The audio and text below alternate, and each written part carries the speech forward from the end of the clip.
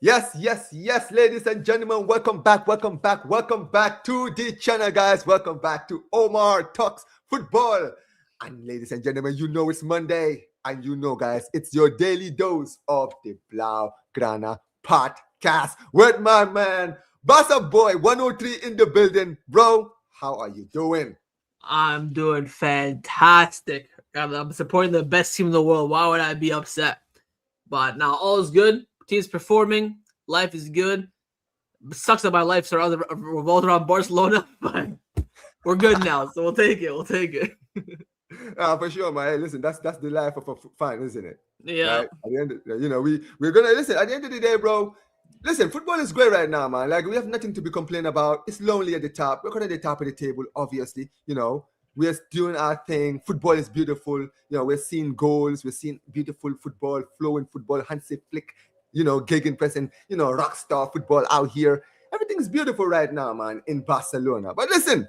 We're going to get into this, guys. Obviously, it's the Blaugrana Podcast, episode 15. I think we're already on 15 episodes, man. So the show is definitely running its course, man. But listen, we are here, man. But let me know what you guys are saying. Make sure you guys smash the like button on your way in. Subscribe to the channel, turn on notification. Big up to Ethan, obviously. Another week, and it's lonely at the top. As always. But listen.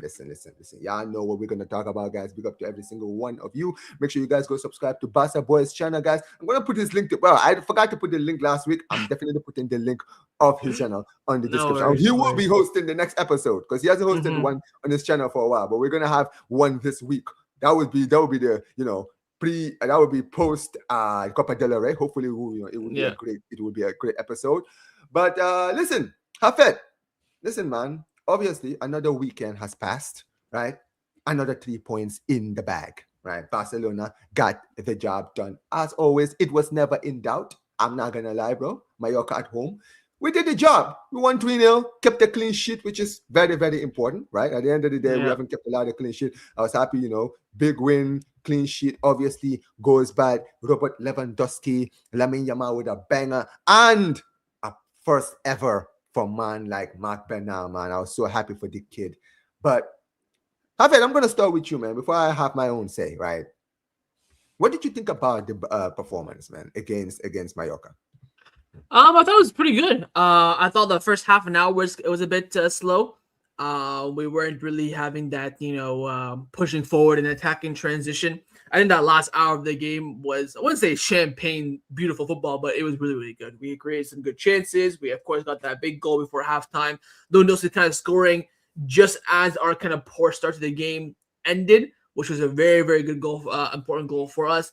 Got Lamine Yamal Golato, Bernal chopping and finishing like he's, prime R9. We didn't see too many chances apart from that for mid mistake in the last second where Joan Garcia made an unbelievable save. We got a Tommy first team debut as well. Lamine Yamal was rested after 75 minutes. Honestly, it could not have gone any better. Almost 2 assists as well. Yet again in the 8, man is cooking. I was saying it on the podcast. Put him in the 8, and man is doing his thing. So I think apart from that first half an hour, I thought it was some good football, especially mainly in that second half. Bit worrying that we take sometimes so slow to start games against these kind of lesser opponents in La Liga, but overall, 3 points, 3 goals, clean sheet, can't complain. Hey, listen, you're right. At the end of the day, man, it was I would say a game of 2 halves. Let's be honest, Hafed, right? It was a game of 2 halves. First half, poor. We were winning at halftime, thankfully, right? But it wasn't a great first half, right? There was a lot of frustrations for me in the performance in the first half. But second half, there was another pickup. And we've been seeing this more regularly for Barcelona recently, right? That's one of the things I would say about this Barca team. I've been noticing it's the transition, right? We have slow starts in the first half, but the second half, we always pick it up every single time. And it's always, it's great to see that, but also, there's always questions to be asked about those kinds of situations, right? Obviously, first thing I do want to talk about, obviously, is the lineup, right? And, you talked about Omo in the 8, right? That's the first thing I do want to talk about, right? So I'm one of the people, who I was very, very happy to see Omo finally being given the recognition he deserves. Because here's the thing, right? A lot of, Omo's not Pedri, but we got to give credit where credit is due. My guy has been working that Pedri role very, very well. Let's just keep it 100. He has been doing his job. All right. At the end of the day, we can't even, let's be honest, Hafid, right? He's not Pedri, but it takes a lot that we are not even thinking about Pedri right now. We're not looking at our midfield and saying, oh, we actually miss Pedri right now in this midfield. It says a lot. It shows you what an amazing job Olmo has been doing. He's been playing well. He's been doing his thing. And so far, I have not seen one bad game from him so far this season, since he's returned from injury and since he's been playing in the 8, which says a lot. And I've been very proud of him, right? Obviously, for opening goal, right, was from Lewandowski. And you know what, right? I know I criticize this guy a lot, but shout outs to Marcus Rashford. I got to give Rashford credit because let me tell you why. That first half, and Hafed, I'm sure you noticed this, right? Sometimes one thing that frustrates me with Barcelona when it comes to us, especially when we're playing against low block teams, especially teams like Mallorca, right, who we're comfortable against. We know, we are the better team on paper. We should win this game. It's never in doubt for many of the players, right? Mm-hmm. There's always this air of arrogance I feel like these players come with. I don't know if you notice it, right? When we're playing against teams like Mallorca, right, where we just think we want to win, but we also want to win our way. We want to make sure, like, if they're playing a low block, we're going to break them down. We're not going to try to, try new stuff, give them other things to worry about. We're going to be like, no, we're going to do it our way. We're going to do the breaking down, pass through you, break through the lines, and try to score, right? And you could see for most of the first half, it wasn't working because, every time we got in the ball, we were getting to pass this into the box, but it never got to its destination. What I liked was the fact that Rashford was the one that was saying, nah, screw all of that. These guys want us to take shots from outside the box. I'm taking shots from outside the box. And you saw when he started taking shots from outside the box, you could see how it started affecting Mallorca. Mallorca players started to be worried. They were like, yo, we got to be careful. These guys are actually taking shots from outside the box now. We have to actually close them down. You saw they were beginning to open. That's when the spaces in the defense started showing.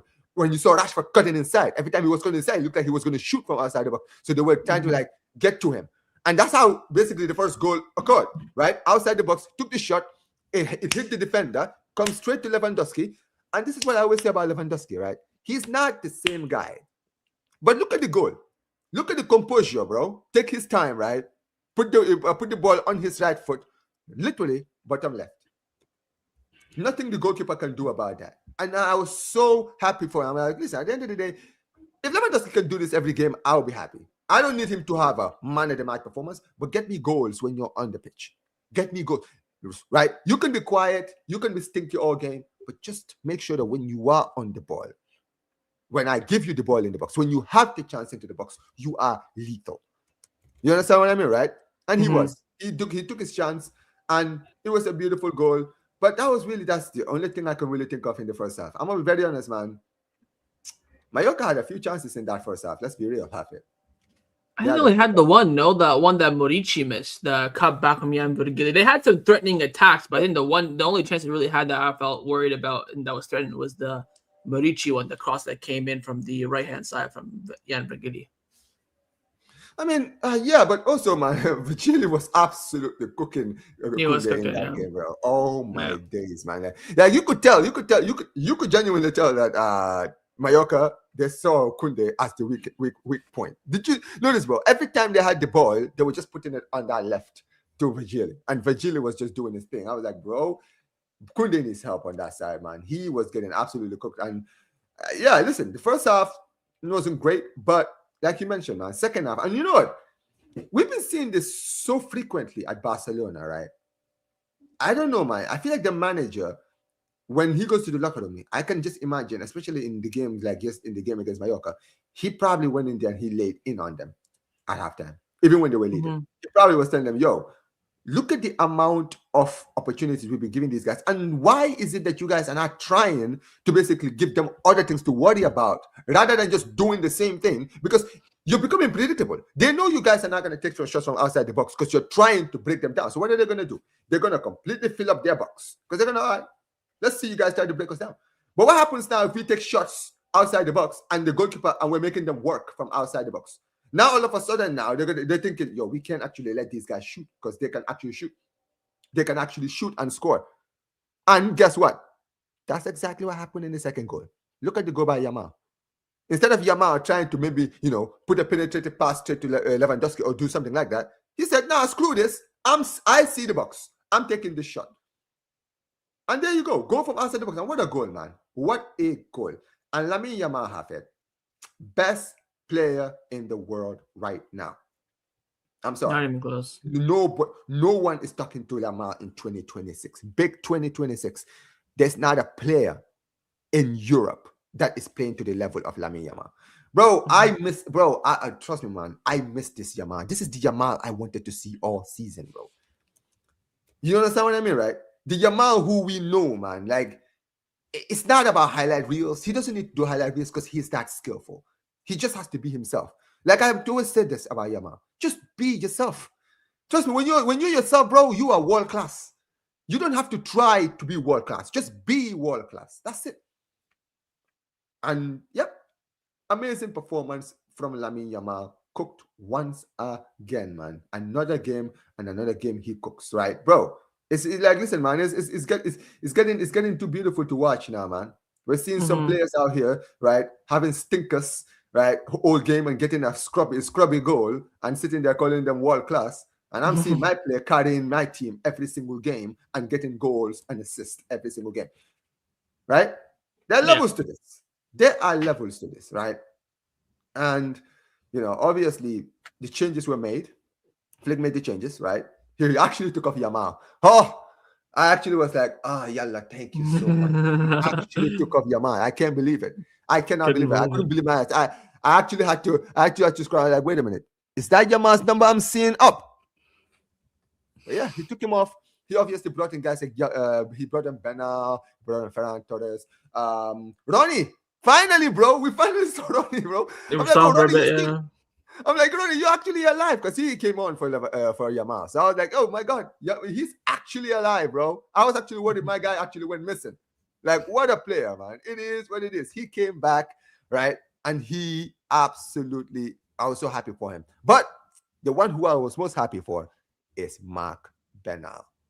Bro, like, I'm not gonna lie, man. I think I celebrated that goal more than I celebrated all the other goals. I probably celebrated the Yamal goal much more, but Bernal, man, like, after the season, 2 seasons he's had, man, like, I was so happy for him. You could see how much it meant to him, bro. Just to finally, like, when you get that first goal for your boyhood club, man, it feels great. And he had to wait for a whole season, man, and to finally get his moment. And you know what, right? What a goal, man. Like, I know we talk about the goal, but dude, the composure to put my guy on his bum, just took his time, bro. No pressure. Just tap it bottom left. Goalkeeper, then he didn't have to dive, man. You're not touching that. But, bro, we've seen Bernal play regularly more and more and more. And it's very evident that the manager is beginning to believe in the kid. And I'm so happy to see it. I'm so happy now that Flick is beginning to really trust Bernal more and more. You can see, bro, he's coming off the bench every game. He started, obviously, in the Copa del Rey, right? He's played basically in the last 4 games, 3 of them from the bench. Like, clearly the manager trusts him. And I'm happy to see it. And with all the talk that was like, oh, why is he not playing Bernal? I was like, bro, let him cook. You guys don't know. Flick believes in Bernal. He gave Bernal the opportunity. We brought him to the tour last year.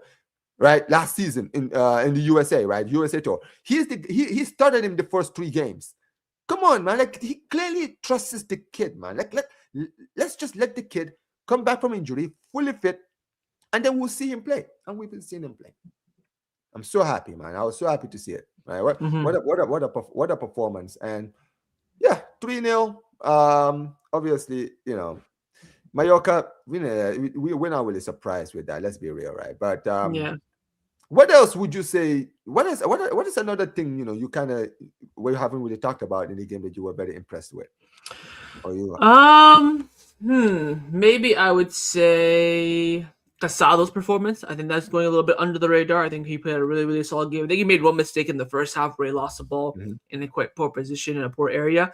I think apart from that, I thought he had a fantastic game. Coming in out of nowhere, being touted as like a really, really low reserve option. I thought he had a remarkable game. And a player like him in the squad is so ideal. He won't play too much, but he won't complain when he's not playing. Plays for the love of the colors, plays for the love of the team and the badge. that is exactly what you want. I thought he had a fantastic game. Could even maybe make a shout from the start on Thursday against Atletico. I thought his performance was, quite good.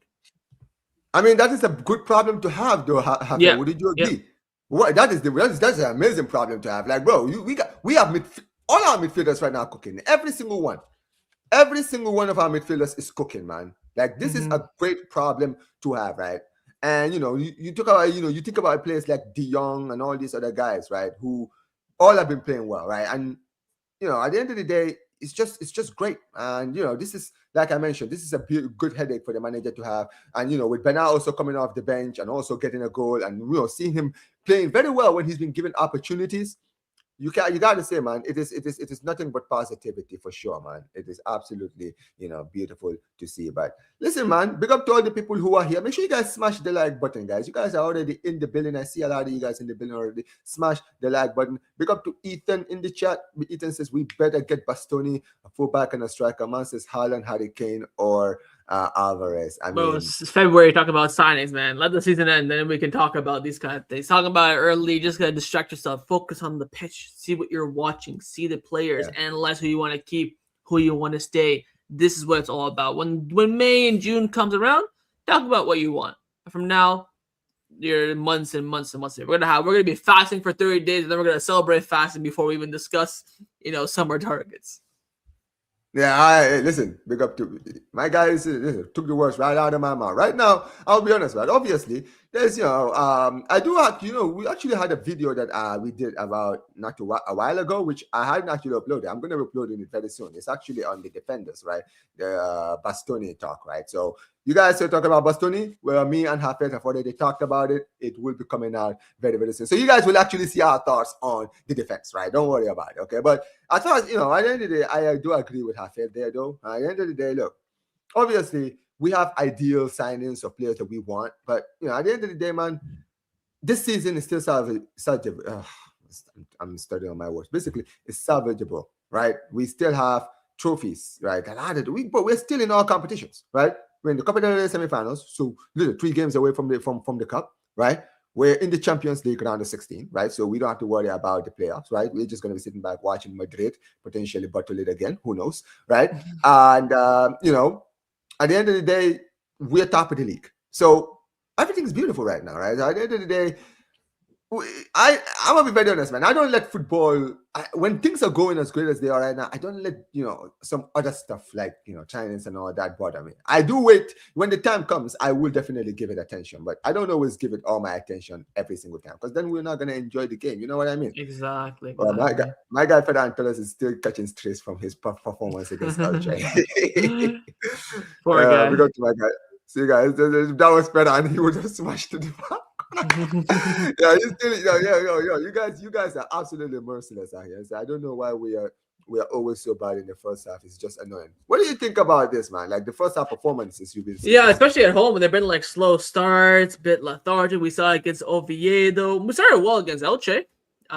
We started well against. Yeah, we were just missing our chances. But we still played well. But I guess at home for some sort of reason, we like to take our time. I'm gonna be at a game in April. I'm going to the Espanyol game. If they start slow, I'm gonna streak the pitch. So they better not be starting slow. They better not lose. Listen, Barcelona, I want a 6-7-0 minimum. If not, I'm going on TV. Everyone's gonna be doing the live watch. Everyone's gonna see me. I'm gonna get arrested, but I'm still gonna do it. Hey, listen. I'll be doing a watch along for that, and I'll be after the game. I'm calling you, man, because I need your direct thoughts on the stadium, man. And you're gonna listen. We're definitely gonna contact Barca boy, and we're going to hear the direct thoughts from the pitch, man. Probably give us like a preview of like what the fans are saying out there. I'm sure. I'm here for it. I'm here for it. They can't perform bad when I'm there, man. My record is like it's okay. I think I've been to 4 or 5 games, 4 wins, 1 loss. And the one we lost was Sociedad, where we won the league. But we won the league. But Sorloth did score against us twice. So, Man, fuck that guy. Fuck that guy. I don't care, man. This absolute bum, man. That guy does nothing against other teams, and then he wants to always turn up against flipping Barcelona. Yeah. Fraud, man. Big up to my guy Lakshan, man. Man says against Atletico, though, it should be Ferran because they talk about the player who should start. Because I think Metz says he wants Lewandowski to start, and this guy saying Ferran. He says he suits better for that game. He does well every time. We went to the Wanda Metropolitano recently. We're going to talk about that later on in the podcast, but yeah, we're going to definitely get into like the players who should play and who shouldn't play. It says, I don't want to see Kunde playing against Atletico and PSG in the round of 16. But we're not even guaranteed to play PSG in the round of 16. But say if we face PSG in the round of 16, and if he does, Lukman and Kava will cook him. Listen, I didn't see Lukman cooking Betis yesterday, so I don't know what you're on about. Listen, Sure that. can we talk about Lukman's performance against? Are we going to talk about Lukman's performance? Stinker and hooked. Stinker and hooked. Where was Lukman yesterday, man? Where was he? Stinker and hooked.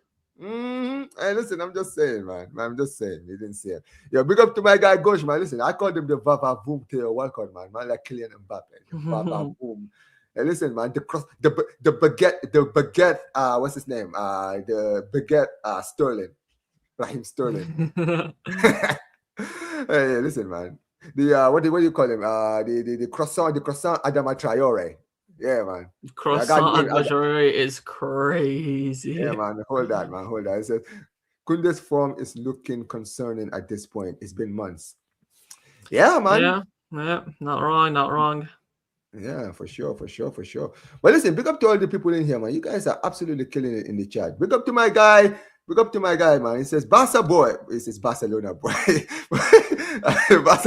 Barcelona boy. I used to follow you for a long time for making.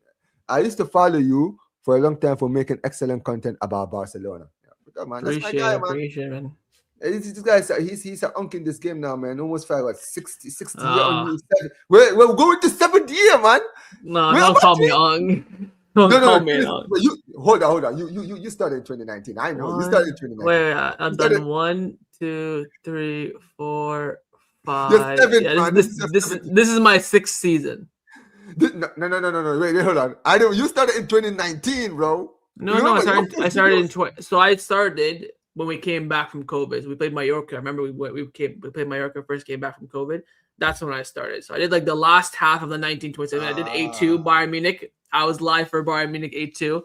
I know. I remember. You know what's funny? You were one of the people I was watching when we. Bro, you already. Oh my god. Nah, bro. Yeah. It was dark. I did that. That's why I was like, yo, I know this guy's been there for a long time because I remember. Then we had Koeman season. Koeman/Xavi, Flick, and then Flick now. So this is my 6th season. So next season, so like in August, it'll be my 7th. Yeah, big up to my guy K Breeze. Says home midfield is on a heat streak right now. Basically, everybody's hitting, right? He says Omo in the 8 experiment has been a great investment. Yeah, man, we're talking about that, man. He's been absolutely cooking.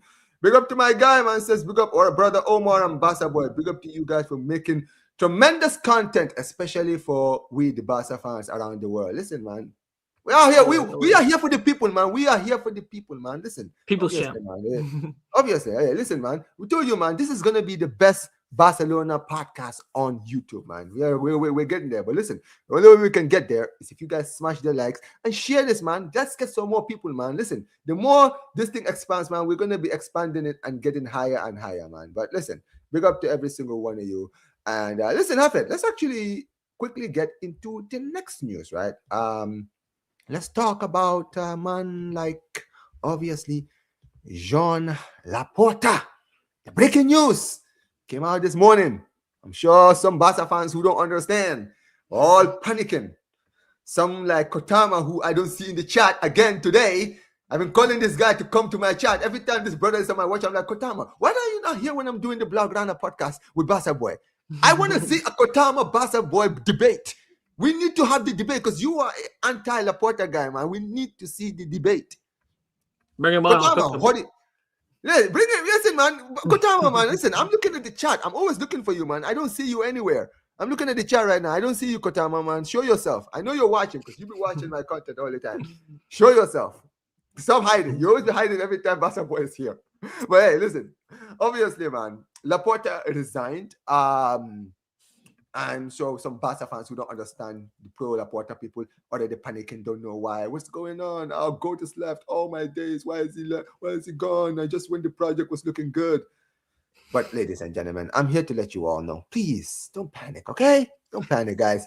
Laporta ain't Calm going down. nowhere. He's here to stay.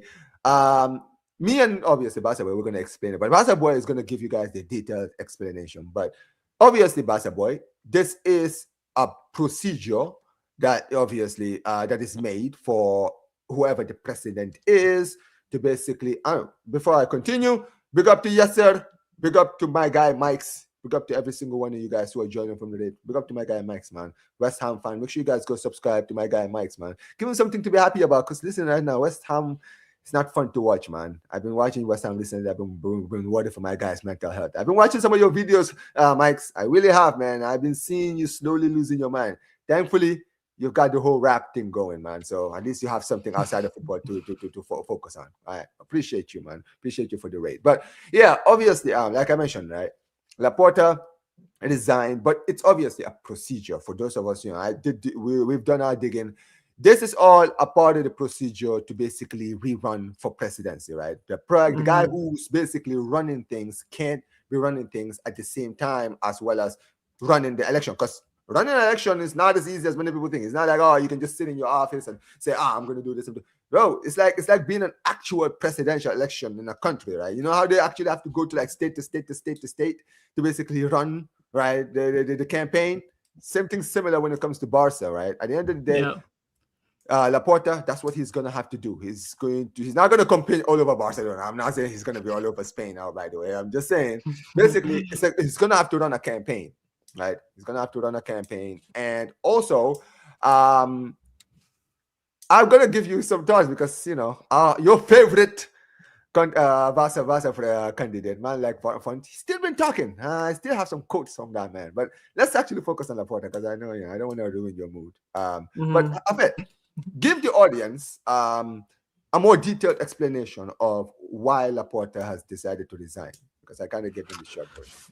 So yeah, basically, as per the bylaws of the Barcelona, stature, the current president cannot be running for a campaign if he isn't sitting president. We've seen over the past few years when Bartomeu was the president, Sandro Rosage or Laporta, they all stepped down. Said, "I'm not running re-election. I'm done." Whether we pushed them out or they chose to leave, they did not have to step down. So it's probably maybe the first time that we're seeing it maybe in our lifetime. Even when Joan Gaspar back in the late 90s, early 2000s, he kind of stepped down. He's like, I quit. He didn't step down to rerun. So with that being said, if Laporta wants to run again, he stepped down for about a month. He, of course, chose the election day as the president. He's going to step down for a month. And the vice president, Rafael Uste, will take over the helm as the main president for the next month. Once the election is over, Joan Laporta will take a spot back as the president until July the 1st. If he, of course, wins, he'll keep going. No problem. If he loses, the new president will come in July. Maybe he'll come in earlier and see if they can reach some sort of agreement with each other. So that's how it is, basically. Yes, he's stepped down officially to rerun, but he is still technically the president. I'm sure he's going to be texting Rafael Uste to tell him what to do and how to do it, when to do it, where to do it. And then, once March 15 ends, whether he wins or loses, he will be the president for the rest of the season, but just not for the next month and 6 days. Yeah. There you go, guys. For those of you guys who don't understand, Laporta hasn't left. He's not gone permanently. Hopefully, inshallah, we'll see him very, very soon. And listen, the election, the candidates have been talking. The only one that I've been hearing more is Victor Farr. I'm going to do some basic. I don't know if you have done it yet, but I've already been working recently, right, on trying to get as much information about the campaign as I should. And one of the things I didn't realize is that Victor Font is not the only one that's running. It's like quite 4 other people that are running, but basically Victor Font is like the biggest threat, I guess, to Laporta's reign. Yeah, right? I think how it works is that you need 2,500 guaranteed votes to run. So in the next few weeks, they're going to be collecting votes to become actual candidates. Right now, what you're seeing is Victor Font, Joan Laporta, Javier Vallejo, other people. They're saying, "Oh, I want to run. I'm going to be running for president." But in order to be an official candidate, they need to go and they need to get 2,500 socios to back up their product. Then they can join the debates beyond the voting day and stuff like that. So I can declare right now I'm going to be running for president. Maybe they have they have a little bit of a following, whether it be Victor Font or other people, but they still need to get 2,500 official backings from socios, from club members. then they can become an official candidate.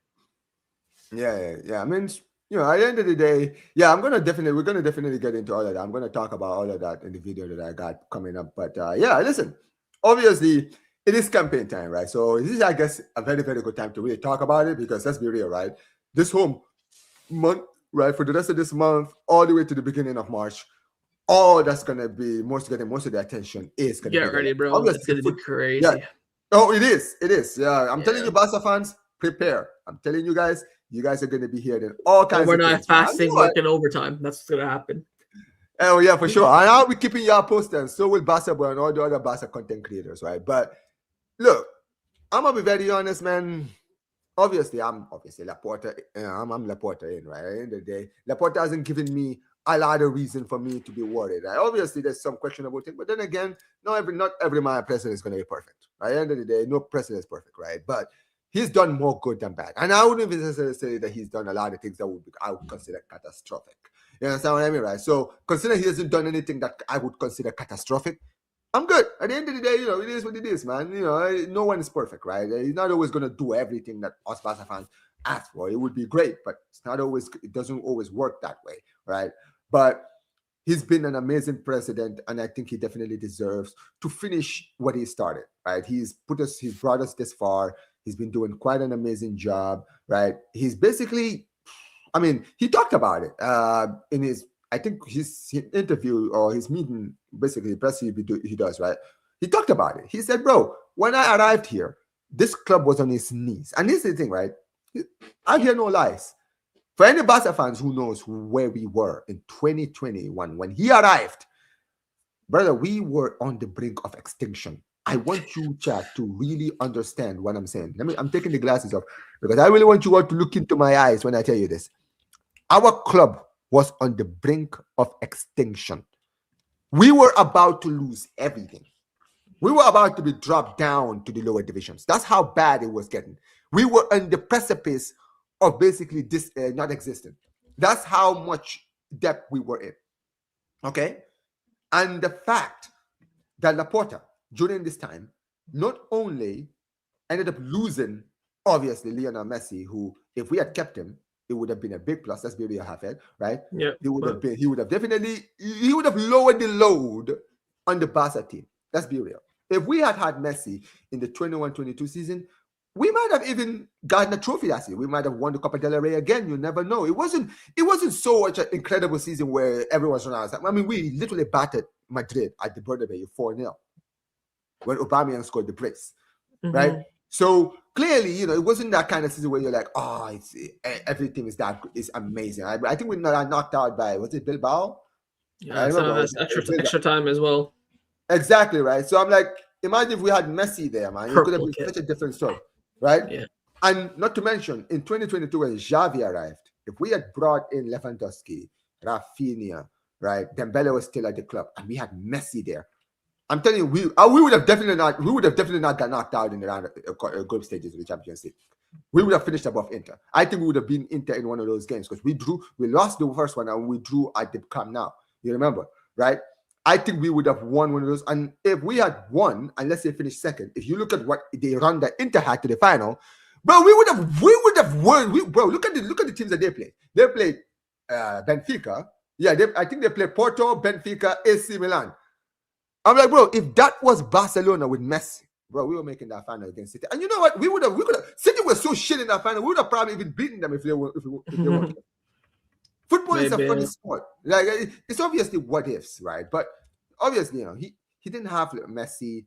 We had to start from fresh. Let's be real, right? Not having Messi was always going to be a big loss. We lost our greatest player. Our team was basically in the mud, bro. We had guys like Yusuf Demir and Martin Braithwaite in the team. Oh my god! Like, this is. Now, I'm telling you, Hafed, this is why when I don't like hearing when people say Barca fans, y'all don't know what hard times are. Listen to me. I wasn't on YouTube, but this man to my right over here, he has seen it all on YouTube. This guy saw Yusuf Demir. My man saw Martin flipping Braithwaite in my team. We saw Luke De Jong. We had Adama Traore, bro. Like, come on. Miriam Pjanic in the midfield. We had Ricky Puig and what's his name? What was the name of the kid again, bro? I'm Nico. Nico Gonzalez, right? Yeah. We had all these guys. Bro, we were in the pits, man. And this is the funny thing. We went in his second season, second transfer window as a president. He basically rebuilt the team almost in one season, in one window, bringing in Lewandowski, bringing in Rafinha, who was highly rated. Bro, we had to beat Arsenal, Chelsea, all of these guys to Rafinha signing. We brought in Koundé, who Chelsea wanted before we signed him. I want to hear it. We signed Christensen that season, who has been a great signing apart from injuries. We can't even say he was a free transfer, half it. He was a free transfer, bro. And he won us the league. Him and Araujo was a partnership, bro. One of the best partnerships. Bro, we barely conceded that season in the league. We are one of the best. I think we had the best defense in the league that season. Bro, with the best defense in La Liga history. Not just that season, in the history of La Liga. Bro, imagine all of the... Then we broke the clean sheet record and we had the least amount of goals conceded in La Liga history. Well, either one of them or both of them. Have a think about the amount of defensive partnerships we've seen in this league's history. So you're telling me Araujo and Christensen have the record for the most. This is my point, man. This is why when people say Araujo is fit, I'm like, bro, I want you guys to understand. Araujo wasn't always shit. Araujo, bro, listen to what he just said. Araujo and Christensen were once the best, genuinely in history of La Liga, the best defensive partnership in history, in La Liga history. Literally, it's in the history books in La Liga history. Come on, man, I don't want to hear it. Bro, you had Ter Stegen behind them. Who won Player of the Year, won La Liga Player of the Year as well that season.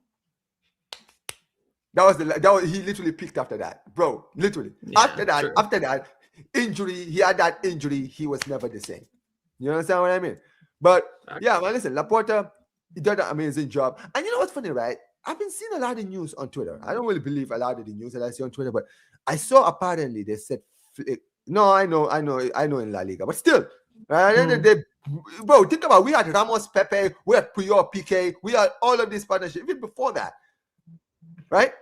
Come on, man, we have had world-class defenses in La Liga football history, and you're telling me Araujo and Christensen have the record? But still, right? Just as I was saying, right? When you look at obviously, some of the things I've been seeing apparently is that Flick, the manager, right? There's been a lot of talk on like his future if the presidency does suddenly change, right? Let's say if somehow Font does win, right? And the talk is that apparently Flick only believes in Laporta's project. He really believes in the project, and he doesn't. There's a chance that he might leave if Laporta doesn't stay, because he doesn't. I guess maybe he doesn't trust what Victor Font is gonna do, because he's kind of believed so much in what the philosophy is under Laporta, right? And it's funny because the reason I'm bringing that up is because Victor Font talked about Hansi Flick, right, today. He said that basically, if he's actually a part of his project too, he believes in the manager, he believes in Flick, right? And also that if he did become president, he said that he would definitely give his 100% support to obviously the manager, right? Now, what, bias aside, what do you think about obviously him giving the manager his support? And do you agree with, if Flick is considering leaving, do you agree with it? Do you think that maybe he doesn't trust them funds, or maybe he doesn't believe in what some of the things that Font has been saying in the election? Maybe think this guy's capping a lot or something. It's all about loyalty, right? That's the main thing. Flick saying that he will leave if Laporta doesn't stay. I don't think it's a guarantee. Maybe whoever comes in can persuade Flick to stay on long term. Flick's very happy at the club and things of that nature. It's not a guarantee. It's more so him publicly backing Laporta to win the election, which I think is the case. But whether it's players or coaches, always people make promises during this time. So we'll see what promises. Font just said he's going to release his sporting structure next week, and he has some big names. The big name might be Messi, or it might be Omar Talks Football. Who knows? That's the question. Hey, listen. Is Omar Talks Football enough to dethrone Laporta? Probably not, but he might put it that way. Hey, listen, man. Listen. I'm just saying, man. Listen, I am available. At the end of the day, my contacts are on YouTube. So listen, if you guys want to talk, I'm around. I'm available to talk, man. Listen, Omar Talks Football is always open to conversation, especially when it comes to my club, man. I love this club, so I always want what's best for this club, man. But hey, listen, man. At the end of the day, I'm definitely looking forward to what these two guys have to say. And listen, I am. Don't get it twisted. I can smell. I can see through bullshit. I can see through bullshit. So y'all better not bullshit me, because I can tell when I'm somebody's bullshitting me. You hear me? So I want to hear some good ideas. I genuinely want to know what Laporta's plans are, because I really want to see what his idea is, because obviously he's been in charge now. I want to see what his idea is in the summer. I hope he can kind of give us an idea of what he plans in the summer. Maybe not give us the full spoiler, like, oh, we're going to sign this guy, that guy, but kind of give us an idea of what you got planned in the summer, right? Give us an idea, right? So that we can kind of, maybe see where the direction that obviously this club is going. But listen, guys, big up to all the people who are here, man. Yeah, we haven't seen it in a while, obviously, because both players can't stay fit to save their lives. But yeah, man, listen, at the end of the day, I'm looking forward to this election, man, and hopefully, our guy stays. And I will be worried about Hafed if Laporta does lose, man. Be worried, you're crazy. I feel like. Listen, hopefully not. But all right, Hafed, let's talk about the final topic before we do get out of here. Obviously, there's midweek football, man. I feel like we've been playing midweek football now for what? For what, 2-3 weeks now? We've played midweek football. I swear, bro, we play right. Do you remember this week? We're playing. We played midweek football all year so far, in all of 2026. Literally, Super Copa came back, played in the Champions League twice, then played in 2 Copa del Rey games, and now we're playing again this week.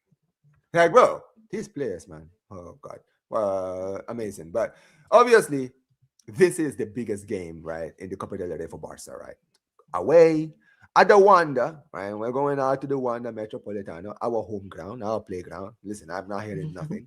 We own the Wanda, bro. If you look, I've seen the record. Record doesn't lie. Barcelona be cooking in that stadium. And we're going to cook again. Do not worry about it. But obviously, I feel we're playing Atletico, who are the biggest test. And to be fair, I said, when we did the show last week, before the game against Albacete, I said, if we do get in the semifinals, give me Atleti. I want the big team in the semifinals, because it's 2 games. You understand what I mean? Like 2 games. They're gonna have to beat us in 4 games to knock us out. And I don't think they can beat us in 2 legs. I think we can win the style like we did last season, right? Obviously, last season when we played them in the at the Montjuic, right? Montjuic, yeah. We did the job at the Wanda. In fact, we won both games in Wanda last season. So obviously, this is why I call it our playground, bro. We clearly we are not intimidated by that stadium. Clearly we're not. We have such a great, bro. I'm telling you, Hafed, I think in my lifetime, right? And I'm not even kidding when I say, I think I've only seen us lose twice. I remember 2 off the top of my head too. Yeah, 2. It was the 1-0 Carrasco scoring, I think, in 2019. And then we lost the season. Suarez joined them that first season when they celebrated and did the celebration. That's literally the only 2 times I remember us losing in that stadium. Bro, I've seen Messi dunk on them in that stadium, right? I've seen Fermin cook them, bro, in his first game against Atletico. Remember, the 3-0 on the Xavi. Xavi won every game against Atleti, bro. Every single time he played Atleti, bro, that's the crazy thing. I think he played them like 5 times and won all 5 games, bro. Crazy. Remember that one where Messi won the Ballon d'Or? The next we faced them. We won 1-0. And Messi like 80th minute banging goal. Then he won in the Ballon d'Or next day. The Simeone celebration. The Simeone celebration was. You know why the celebration of Simeone was just beautiful, bro?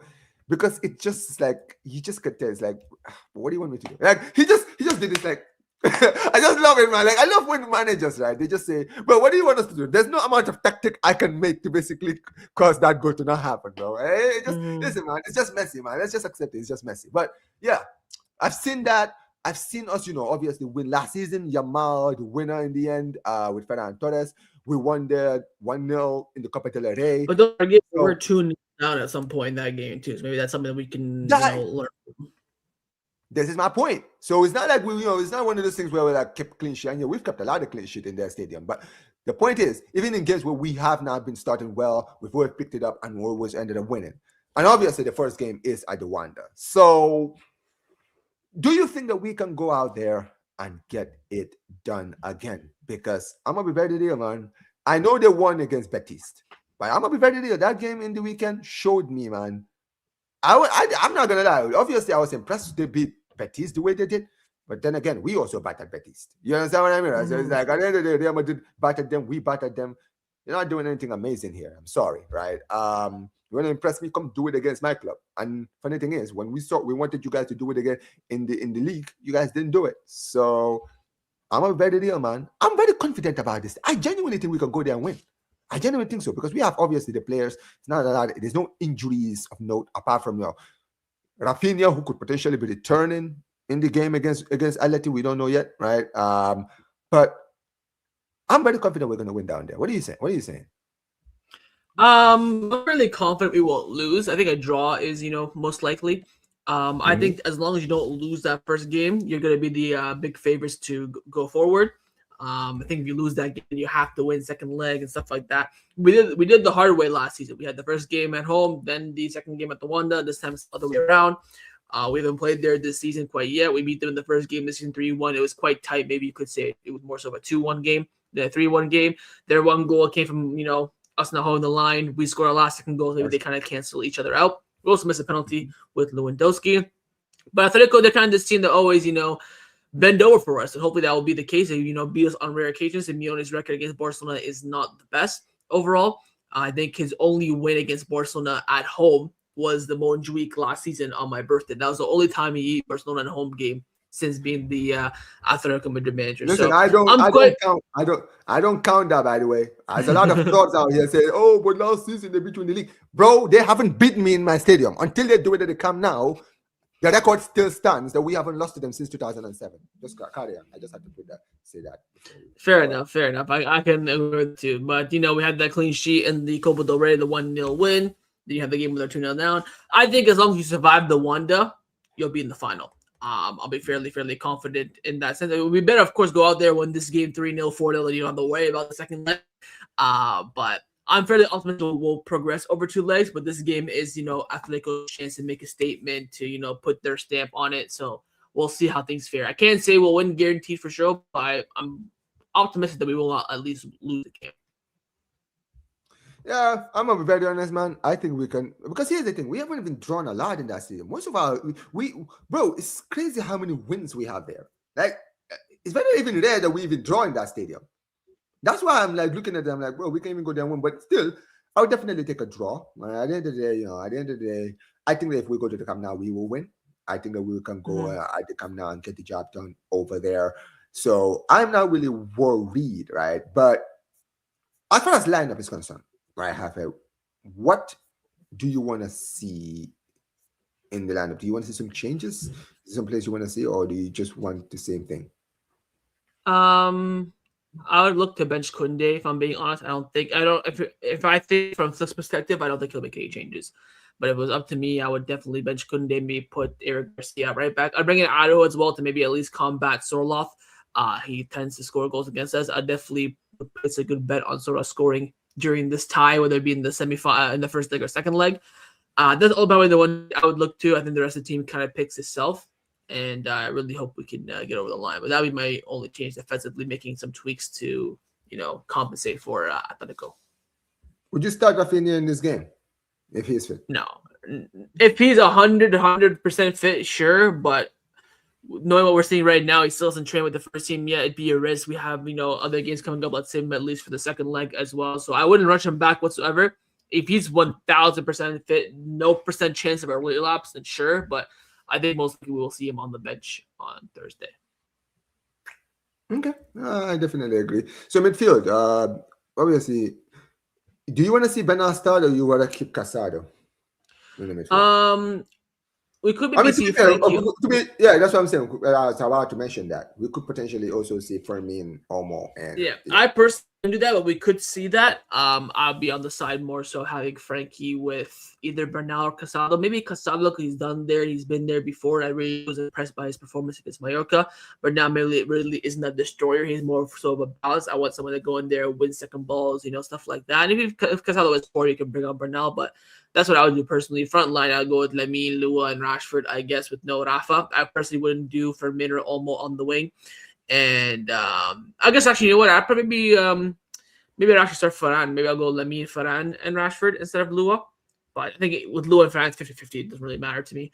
But yeah, definitely Lamine and Rashford the wings, in my opinion. So you would start. So you would rather Varane start and Lewandowski be the option from the bench? That's what you're saying. I don't really care. I think it comes down to what Flick prefers. If it was up to me, maybe I would. It depends for me if Sorloth starts or not. If Sorloth doesn't start, I'd go with Varane. But if Sorloth starts, I'd go with Lewandowski. So I'd have like some sort of source in the Atletico Madrid thing. Like, hey, is that Sorloth starting or not? Let me know. But if I don't know that, I would probably start with Varane, I would say, for a game like this. All right. For sure. Big up to my guy Jose again, man. Vamos. Big up to my guy. Hermanos. Big up to my guy. Dog, man. Appreciate you every single time. But listen, big up to every single one of you guys. Listen, chat. Let us know what you guys think about all of the topics we talk about, right? Tell us what you guys think of the Barcelona versus Mallorca game. Talk to us about, Laporta, the election, what you guys thinking about it. And also, guys, give me your thoughts on the Atletico game, guys. What do you guys think the result is going to be? What do you guys want to see in the lineups and everything else, man? But appreciate every single one of you guys who've been here, guys. This was episode 15 of the Blaugrana Podcast, guys, with my man, Barca Boy. Listen, we will be back later on this week. I know I keep saying that, but don't worry. We'll be back this week, right? We will be on my guy's channel, man, Barca Boy. So for the preview show, guys, we're gonna be talking about obviously the Atletico game. Hopefully, we are in a great mood. Hopefully, these guys don't screw it up for us. Yeah. And look forward to the weekend game. Another weekend game this time around is the derby against Girona. We're gonna talk about that. Obviously, funny enough, it's gonna be on Monday, so I think it will probably be before the podcast will probably be on Tuesday. No. Yeah, I'll do before the game. You do after the game. You know what, right? So we could do the podcast if you are available on Monday. We could do it after the game. That way we can just talk about it right after the game while it's still hot, or we could just wait till the next day. Whatever we do. We'll discuss. We'll make the choice. Yeah. Yeah. But yeah, board decision, guys. You guys get me involved. Board decision. Yeah. We were not gonna spoil anything, man. We're just gonna let you guys be surprised. But yeah, make sure you guys keep it locked in. Subscribe to the channel, turn on notifications so you guys can know when the show does come back on Monday, right? If it is on Monday or not, or what time it is, right? So make sure you guys turn on notifications. But listen, this stream will be redirecting you all to the football chaos, guys. The chaos will be there. Fortunately, I don't think I'm going to be there. I don't know if Hafez's going to be there. He'll probably be there. But yeah, man, I got some stuff I got to do, man, unfortunately. So I will not be on the show, but I will be watching. Don't worry, man. And hopefully these Madridistas are not as shameless as I think they're going to be after this comeback, the game against Valencia. Have some shame. But yeah, it is what it is. Big up to every one of you guys. Smash the like button on your way out. And like I always say before we end these streams, guys, Visca Barça. Take care, you guys.